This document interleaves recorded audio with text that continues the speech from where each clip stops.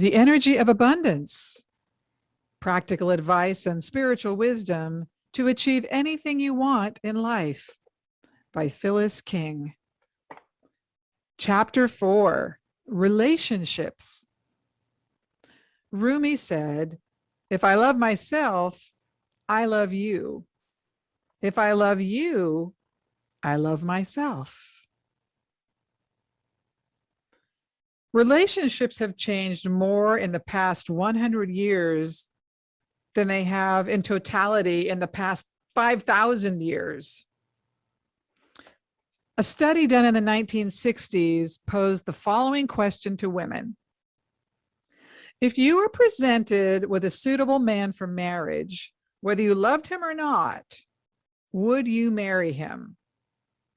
70% said yes. A similar study performed recently asked the same question. This time around, 90% of women said they would not. How things have changed. Women are no longer looking for someone who can help with the mortgage or keep them safe. And truer to the point, marriage used to be one relationship in the context of many. We didn't rely on one person to meet all of our needs. We had a community of people that could have been our village or our family or both, aunts, uncles, siblings, cousins. A mate didn't have to bring everything to us. Now we're looking for a best friend, a soulmate, someone who shares our core values, and someone who will help us realize our potentials. And owing to the profound changes in culture, we have yet as people had adequate time to sort through these incredible changes and all it means in the context of relationships. And the problem is that we haven't evolved emotionally or spiritually to navigate this new relationship terrain. And many rely on old traditions, ideas, and let's call it programming, while asking at the same time for the new model of relationship. So there's a lot of chaos that goes on here. So let's look at a couple of examples of scenarios that exhibit this gap we're now trying to close. Let's start first with a psychic point of view. People often think psychics know everything. And when speaking to us, automatically think we see the totality of who they are in 1 second. This includes every aspect of their lives, from body weight to emotional state to even their dead grandmother's favorite cat. So consequently, they tell me everything. True, there are no secrets in consciousness, but unless and until someone asks me to look, I am completely uninterested in knowing someone's business. I'm often surprised at how revealing people are because they assume I already know anyway. And callers on the radio are often the boldest. Perhaps it's the anonymity of the medium. It's hard to say, but they will knowingly and unknowingly reveal their most personal flaws without embarrassment or modesty. So recently on a radio show, Sonia called in and was very concerned about the status of her relationship with her on-again, off-again boyfriend, Brian. She quickly told me a story about plans they had made to go away together for a weekend. She told me he had called at the last minute to say he couldn't go and had to work. Sonia went on to say, and I told him he was a big, fat liar. Further, that I had had it with him and we were through. Now, can you guess her question? You got it. It was, is he going to call? The age-old question. Of course, this is the ongoing question. Is he going to call? And this call with Sonia is so typical and telling of what is really going on. Sonia couldn't see the forest for the trees, only her own experience. She was demanding, diminishing, and controlling with her partner. She felt she had the right to call him names and declare that their relationship was off over the phone in that moment. There was no interaction, no negotiation, just her yelling at him and not even allowing him to have employment. Not once did it occur to her to simply express her truest emotion, which was disappointment. She felt attacking him was the better way to go about it. So she hadn't connected all those elements when she threw up all over him and relieved her own discomfort. But after she did that, what remained was, of course, her love for him, her desire to have him in her life. And that's the reason she wanted to call him back.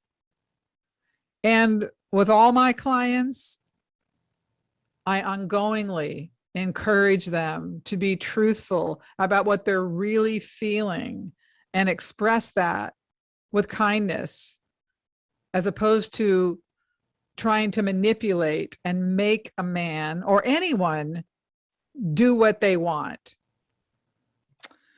Well, fortunately, in this call, Sonia was opening to hearing some reality. So I encouraged her first to stop name calling, hello, and to develop a style of communication that reflected her truest feelings. For Sonia, it was disappointment. Like Sonia, many of us have to take a breath, step back, and say what is true in a mature manner, rather than project and expel our emotion onto our partner.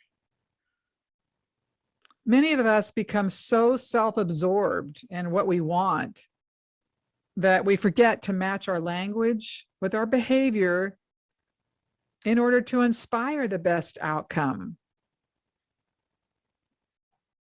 Women wonder why men run for the hills.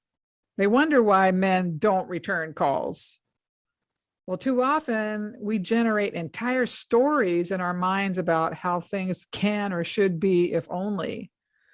Or we listen to ridiculous love coaches who have rules and regulation books that you're supposed to follow, a one size fits all. You know, we forget to treat our partners like people, like the friends we actually want in our lives. Being human goes by the wayside. You know, and the only thing that matters is getting what we want. And this is so childlike and an immature response pattern, and truly reflects the status of evolving relationships at this time in history, that most of us don't know how to do it. So women have to keep learning the difference between power and control. We are the leaders in relationships. We set the tone, the pace, and the demeanor most often. And men want to please us. They want to give us what we need. And we teach men, actually all people, how to treat us by how we behave. If we are disrespectful, impatient, and overly demanding, we teach them that we are not loving partners. As well, women believe they can talk a man into liking them. And it's not through conversation that men and most people find us appealing. We don't do it through conversation. It is through how we behave toward them and how we make them feel that influences their attraction to us. If we're inviting, supportive, loving, and kind, they will find us appealing, and vice versa. And this does not, of course, mean we shouldn't require people to honor us in a dating process. It means we as women need to set the standard regarding what we truly want. Do we want controlling, fear based interactions? Or do we want partnerships that have room for negotiation, that foster mutual respect and love? I think it's always a great template to measure our interactions by asking these questions of ourselves. One, in this situation, what would love do?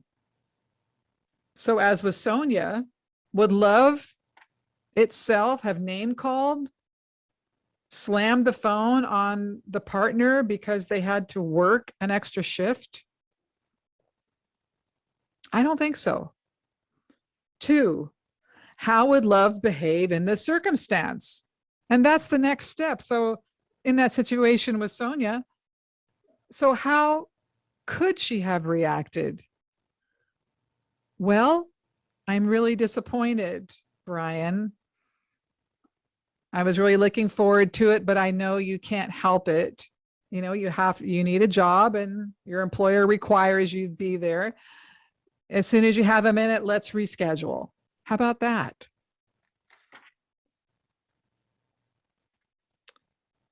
Another set of questions it's always good to ask ourselves when we're in a relationship and working through challenges.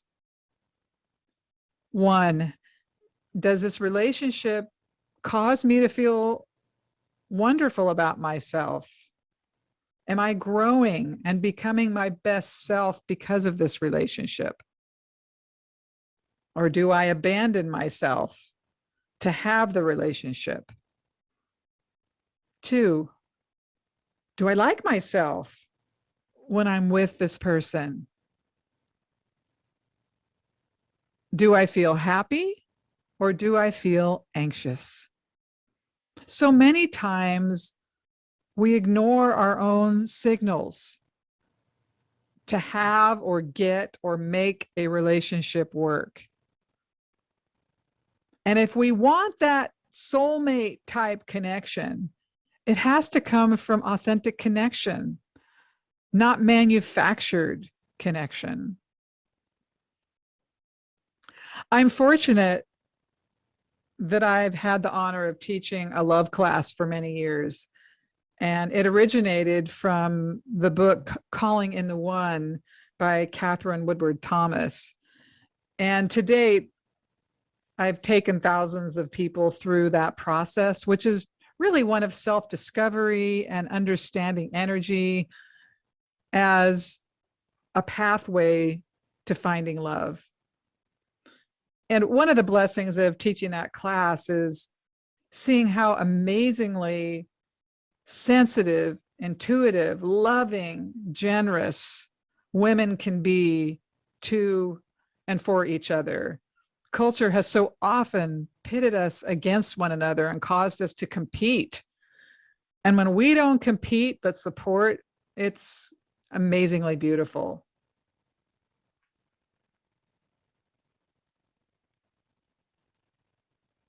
So, one element I found to be the number one indicator of whether or not a woman or a man will attract a partner is something I refer to as state of readiness. State of readiness is probably the single largest component that will determine whether or not you attract a partner. This includes emotional readiness, physical readiness, spiritual readiness, anything that makes you available. Because when a person is ready slash available, a partner is going to show up. It's energetic math, the energy game. The person we need who matches where we are, who is resonant with the being that we are and what our next steps intend to be, will show up. Next, a common difficult scenario arises when A man or woman is not in a state of readiness, but they desperately think they need one or want one. And they erroneously believe that a relationship is the answer to their angst.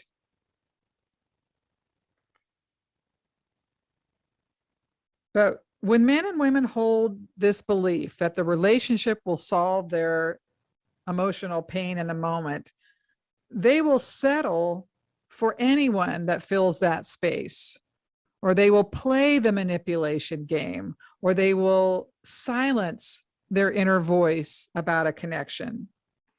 And then they get together with that person and set off on a course to change that person to become who they actually really need/want, creating a whole nother set of challenges. And here's an example of that in this story. Sherry came to me for help with relationships. She was recently divorced after a 20-year marriage. She was quite attractive, very pleasant and intelligent, and really had a loving heart. However, she kept losing boyfriends 2 or 3 months into the courtship. She had no problem attracting men. She just couldn't keep them. And I should add in here that she had financial affluence and didn't need to have a job. And this was a great position to have in many ways. But for most of my challenging client cases, they have all been people who have had significant financial resources and no way of spending time that feels valuable to them, or they stimulate themselves through some expenditure of finances as a distraction. Anyhow, Sherry was the perfect example of someone who is not ready for a relationship. However, she is expending enormous time trying to create one and trying to turn non-matches into matches. She took the courageous step to move out of a marriage that was no longer working. But when she finally extricated herself, she was hungry for connection. She began reopening her heart without the hugely important step of coming full circle on her marriage. And what that means is we have to be able to answer these questions to ourselves completely. 1, why did you choose your partner? What was the reason and the purpose?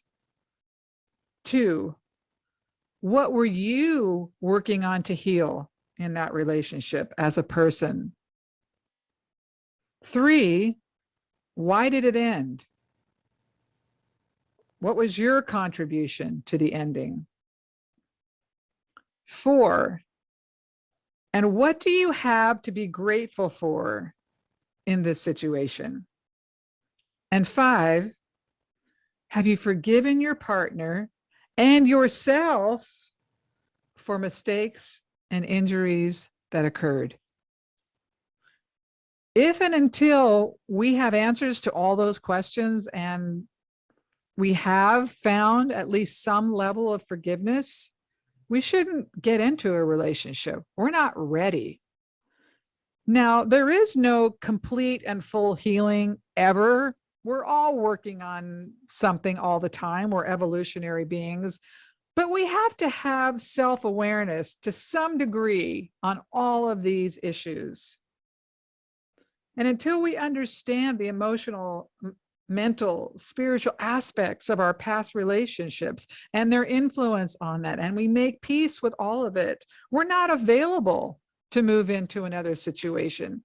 We're still involved in that situation.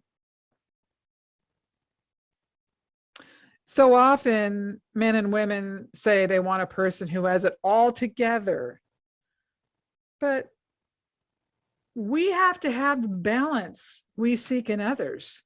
And you can't fake balance on an energy level. It's not possible. So what happened next for Sherry is that she would meet men either online or at clubs.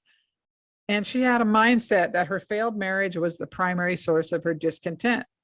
She hadn't taken the steps to see her part in the marriage or understand all the elements of why it ended. It was simply all her ex-husband's fault. He was angry and controlling, and she did not have any understanding as to why she chose him or why she stayed 20 years. So when a new man would come into the picture, she would start fantasizing about them in a very grandiose way and become extraordinarily excited about them quickly, that this was the new soulmate. She would begin generating these fantastical stories about why they were perfect for her and she for them. She was so hungry for connection, everyone looked good. I described this post relationship hunger similarly to my taste for hot dogs. I will never eat a hot dog. I'm sorry for all you hot dog lovers. I just can't do it. They're gross to me. Sorry.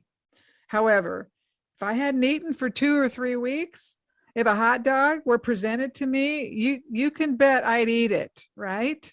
My level of hunger would determine my choice.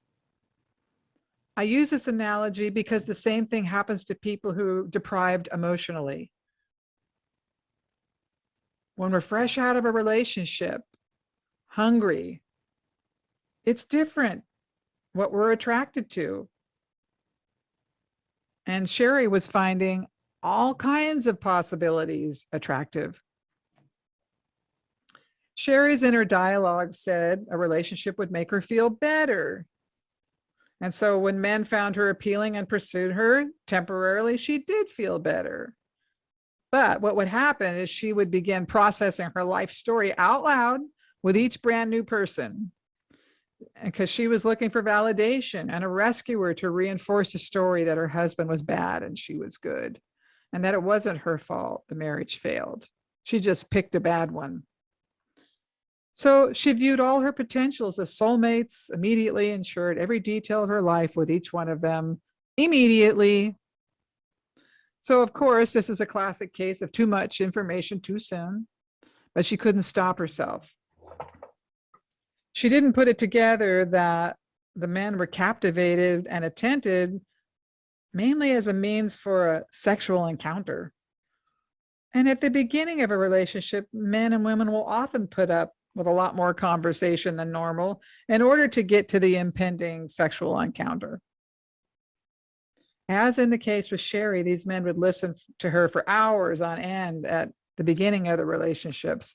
And she would tell me how they spent 6, 8, 10 hours on the phone or together, just holding hands and talking. Unbeknownst to her, she was the poster child for someone who hadn't yet healed from her circumstance. And it was apparent to everyone but her. And in a relatively short period of time, her dates could easily see she had a long way to go to be ready to be in a relationship. And they would leave her.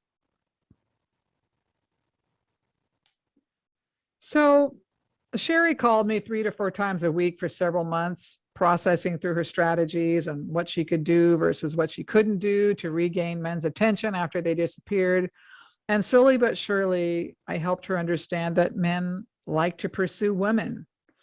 And if we take our time getting to know them and allow the connection to build in a balanced way, most men will give women all their undivided attention.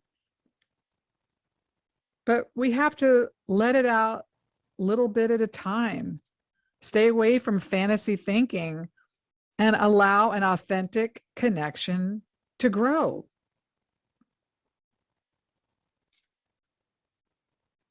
And although Sherry didn't want to have sex with her new partners, she would perform oral sex. And when she began to feel her partners pulling away, she would justify the acts to herself as a way to give them pleasure and hopefully keep them interested and feel like she hadn't violated her code of conduct, ethics. But the opposite always happened. They still disappeared every time. The men felt guilty she had performed for them. It wasn't a mutual exchange. And the men, just like her, were actually looking for love and the whole package. So I had to help Sherry understand that if a man is into you, he will let you know. It will not be ambiguous most often, not all the time. It's not a one size fits all, but when we are in a state of readiness, it isn't a struggle to get to know someone. It's actually fun. And there is no strategy. Each person can be themselves. And yes, we have to stay awake and conscious to what we're contributing. And that becomes even more critical as we age. But it should be fun for the most part. Women are taught that men should have all the answers, be the leaders, provide financially for us, and have the highest skill and sexual prowess available. Men love to serve a purpose and see how they contribute to their lives, to our lives, and they want to feel needed. And women who reach midlife or have already been married often need to update their information about men. Yes, men want sex, but they are not like 17-year-old hormone-driven kids who will stop at nothing to have sex. They want love and connection just like we do.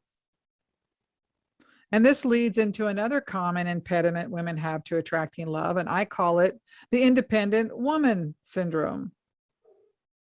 In my love class, I often attract women who are powerful, successful, educated, and beautiful.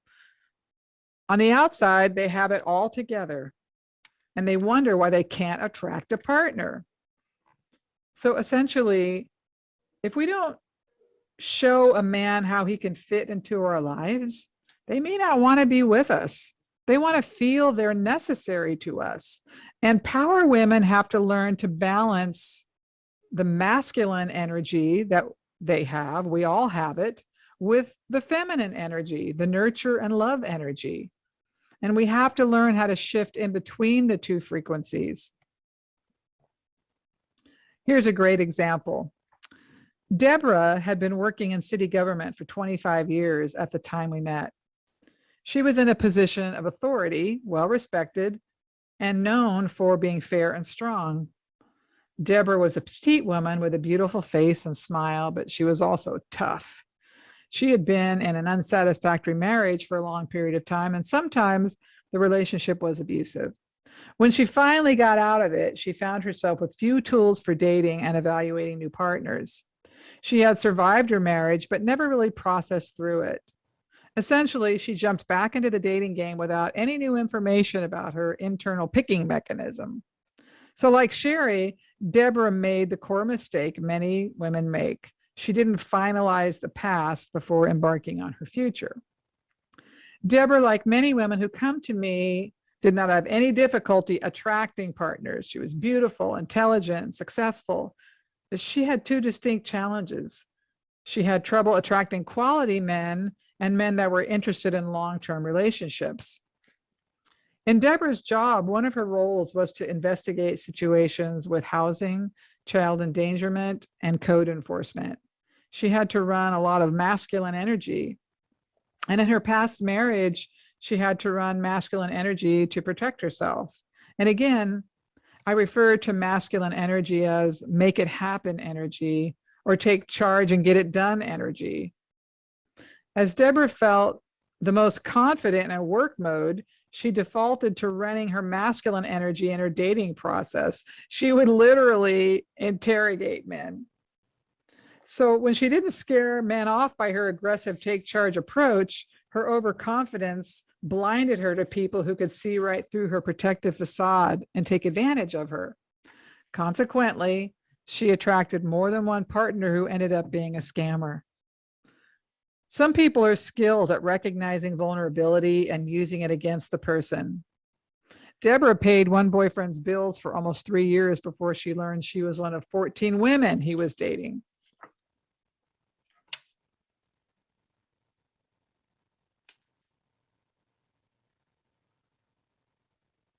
I've watched women prepare resumes for men, loan them money, plan weekends, and even go out and shop for a wedding ring so he can propose. You know, our impatience gets in the way of allowing a willing partner to give us what we want. You know, we have to let a man treat us like a woman and do so at his pace as well. We don't want to make men's decisions for them by planning everything. They want to be the person who answers our need and helps us with our problems. So we have to let them and let them do it in their way, not our way. So with Deborah, we began with some small changes. I encouraged her to wear frilly, lacy undergarments under her work uniform to send a subtle reminder to herself that she was indeed a woman. For a long period of time, her personal assistant called her sir. At first, Deborah felt it was a compliment that she was viewed as an authority figure in this typically male-dominated role. She felt she commanded respect, but bit by bit, she began to see subtle ways that she was edging out her feminine demeanor. She asked her assistant to stop calling her sir and to turn it into ma'am. Even though these are seemingly insignificant acts, each small shift sends a message about who we are to ourselves and to the world. It clarifies our intention to be a woman, to run the feminine energy, and to embrace our natural innate gifts as females. There's nothing wrong with independence or even running masculine energy. However, for powerful, independent women, we need to know how to shift in and out of masculine energy to inspire loving relationships. So I worked with Deborah to remember to run feminine energy, and especially to run it when she was interacting with a man she was interested in. So when I refer to feminine energy, I use it in the context of creative, nurturing, resourceful, and peaceful. Women are natural peacemakers. We have an intuitive sensibility about creation. Our bodies create life, and we know innately how to bring life and love to situations. So when we honor these natural frequencies and sit in the spectrum of feminine frequencies, men love it. In this realm, they know their role. They know what to do. They know how to give to us. If we do everything for them, including running masculine energy, they lose both purpose and interest in our lives, and they won't want to hang out with us. Often I have to impress on women the importance of allowing a man to pursue them. The pursuit is what men understand and what helps them define their role. Yes, we can be encouraging, flirtatious, and put the dots close together so men can read our signals. But when we take the pursuit away, men don't know who they are in the context of being in partnership with us. And women are so overly eager to get the relationship going and get to the commitment that they impose timelines and schedules on a man's ability to pursue and commit.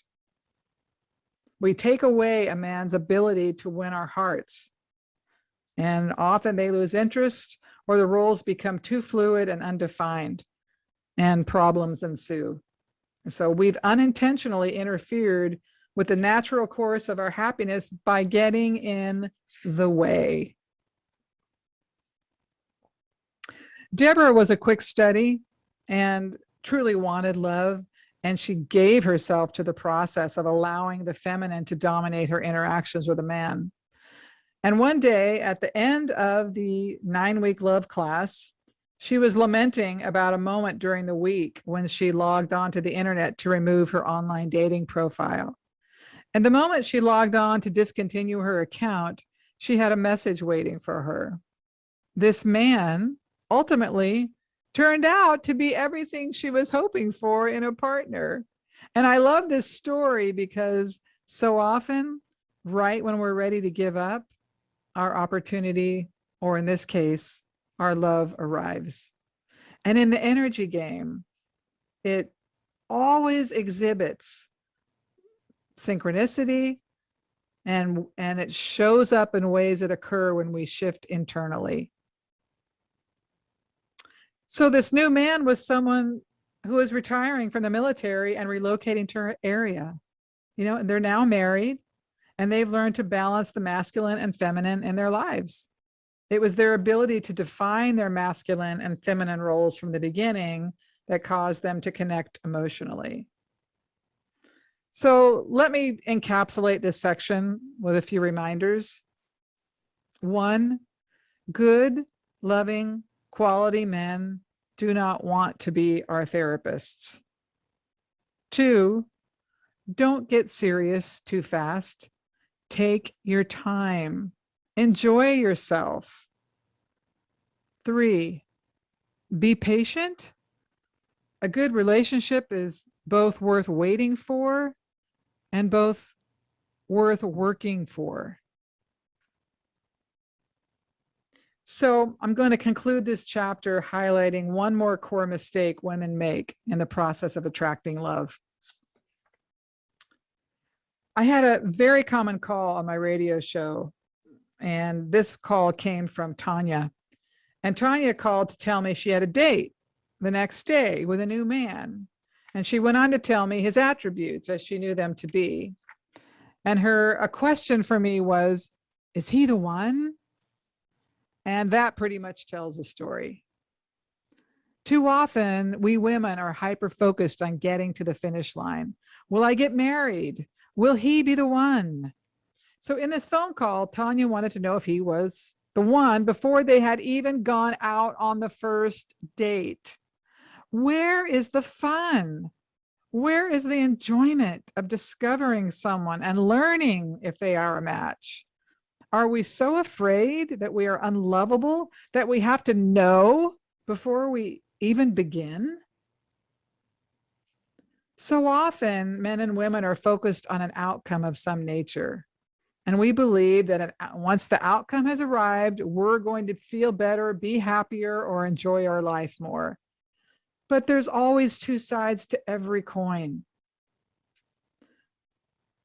You know, our ability to be peaceful, happy, and full of love in the present moment, no matter what is in our moment, is what determines our future happiness, not a specific event or person.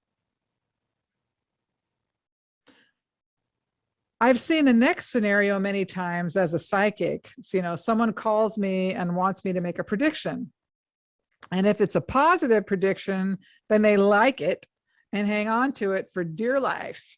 And this is part of why I've also always continued to develop as a spiritual teacher. I've watched people hang on a prediction and stop doing the work in their own life. So I recognized early on a prediction can be a death sentence to their expansion. So over time, I've learned to explain energetic processes to people and how or why a prediction will come to pass or not. Because the readee needs to continue the path they were on when they called me with full participation. Now, when people like Tanya call my show, I require active participation on the air before I will give them a prediction. I require they answer questions about their motivation and intention. And once they've done that, I give their prediction. You know, it's common to idealize the one who will rescue us from our loveless existence. It's very human. But when people begin to wake up to their programming and wounding and expectations, many will come to realize they're not even close to being ready for a relationship. In fact, in the love class, there were many times women discovered that they needed and wanted to clean up their act before they were going to feel ready to bring in that right and perfect partner. And this self-awareness and connection to self is very fulfilling. And suddenly women would realize that it isn't just about a relationship with someone else. Rather, that life is about their relationship to themselves. And this was one of the beauties of teaching the love class. When people engage with all parts of their being, it becomes clear why they do or don't have a relationship and exactly what needs to happen for it to become different. And let me say, after 30 years of doing this work, it is clear. Love is a constant. It's available at all times in the universal flow of energy. It's us who put up walls that impede love from coming to us. And we forget that love also means self-love, self-acknowledgement, self-admiration, self-care, self-awareness. And more than anything, we have to learn to care about ourselves unconditionally.